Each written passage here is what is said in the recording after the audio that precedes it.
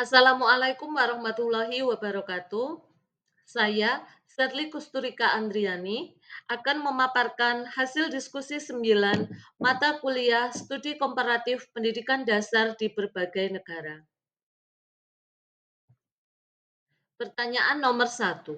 Menurut Anda, apakah masalah pendidikan di negara maju dalam artikel ilmiah, yakni pada materi pengayaan sesi 9.1 tersebut, juga Anda rasakan di lingkungan sekolah Anda? Jika ya, apakah persamaan dan perbedaannya? Jika tidak Anda rasakan, jelaskan alasannya. Saat Anda menjelaskan pertanyaan diskusi ini, sebutkan nama sekolah dan daerah Anda mengajar atau bekerja.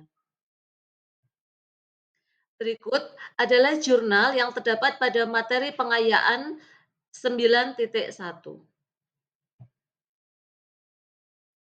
Jawaban nomor 1.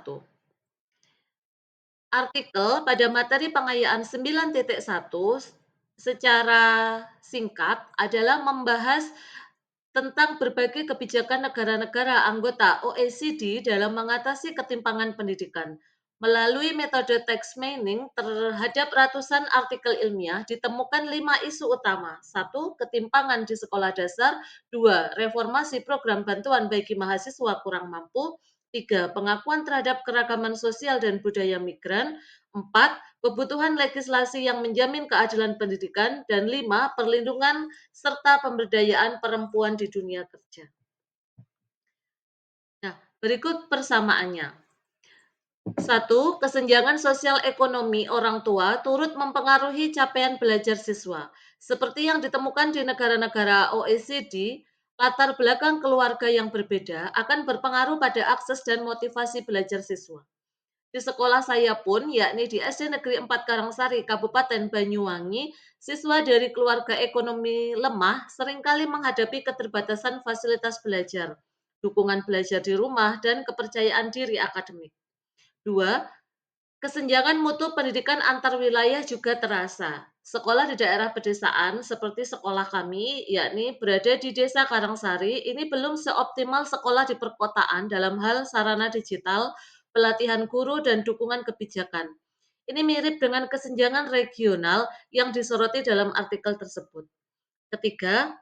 Persamaan Ketiga, yakni dampak pandemi COVID-19 ini memperdalam ketimpangan belajar.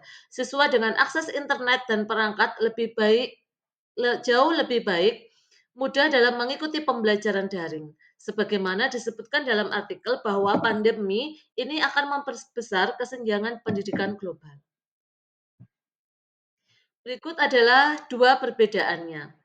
Di negara maju, isu kesenjangan lebih banyak terkait dengan diversitas budaya, migrasi, dan kesetaraan gender di pasar kerja.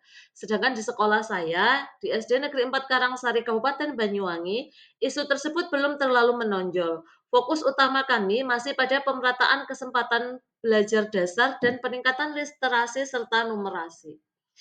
Yang kedua, kebijakan pendidikan di Indonesia belum sepenuhnya memiliki mekanisme hukum yang kuat seperti yang disebutkan dalam artikel, misalnya legislasi khusus kesetaraan pendidikan. Upaya di sekolah lebih bersifat programatik seperti bantuan sosial pendidikan dan program afirmasi daerah tertinggal. Pertanyaan nomor 2. Paparkanlah pendapat Anda, bagaimana artikel tersebut menguraikan negara OECD mengatasi masalah pendidikan tersebut.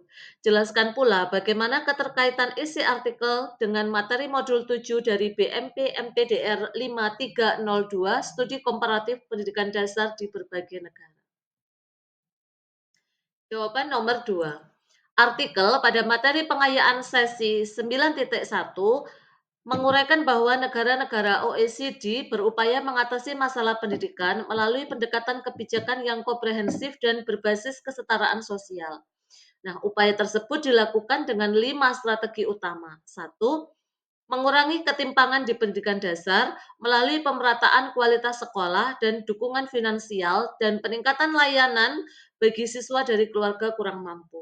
2. Reformasi bantuan pendidikan tinggi seperti beasiswa dan penghapusan biaya kuliah bagi mahasiswa berpenghasilan rendah. 3. Pengakuan terhadap keberagaman sosial dan budaya, terutama bagi kelompok migran agar dapat beradaptasi dan memperoleh kesempatan belajar yang setara. 4.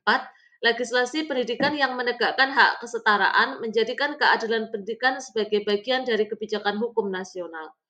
5. Perlindungan perempuan di pasar kerja dengan memperluas akses pendidikan dan pelatihan vokasional. Berikut adalah keterkaitannya dengan materi modul 7 MPDR 5302 Studi Komparatif Pendidikan Dasar di berbagai negara.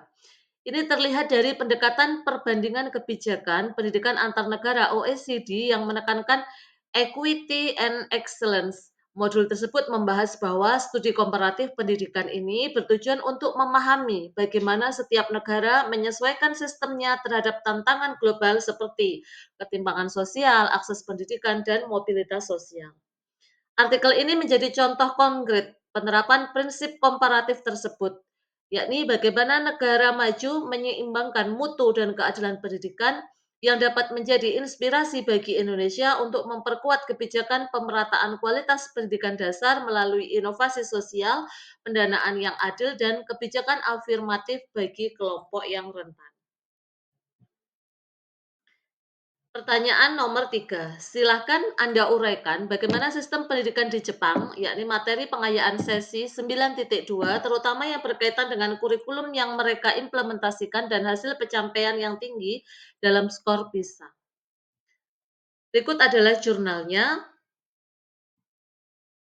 Artikel pada materi pengayaan 9.2 ini yang berjudul School Curriculum in Japan oleh Chi Nakayasu menjelaskan bahwa sistem pendidikan Jepang memiliki struktur kurikulum nasional yang kuat dan berperan besar dalam pencapaian tinggi skor PISA, yakni Program for International Student Assessment. Secara umum, kurikulum Jepang ini diatur melalui course of study yang berfungsi sebagai standar nasional pendidikan untuk semua sekolah, baik negeri maupun swasta. Kurikulum kurikulum terbaru mengusung konsep utama yakni Just for Life oleh Ikiru Chikara, yaitu pengembangan keseimbangan antara kemampuan akademik, moralitas, dan kesehatan jasmani. Beberapa pembaruan yang diterapkan ini meliputi penguatan kegiatan verbal dan literasi, terutama membaca dan menulis kritis, peningkatan pembelajaran matematika dan sains berbasis eksperimen, pendidikan moral dan budaya tradisional, pembelajaran terpadu, period for integrated studies yang mendorong eksplorasi lintas disiplin, pendidikan bahasa asing sejak SD kelas 5 sampai kelas 6. Dengan reformasi ini, hasil PISA Jepang meningkat signifikan. Pada tahun 2012, ini menjadi peringkat 1 dalam membaca dan sains, serta 2 dalam matematika. Hal ini menunjukkan bahwa pembaruan kurikulum yang menekankan penguasaan kompetensi abad 21 ini berhasil memperkuat kualitas pembelajaran dan daya saing siswa Jepang di tingkat global. Terima kasih atas perhatiannya. Sekian dari saya. Wabillahi taufik walhidayah. Wassalamualaikum warahmatullahi wabarakatuh.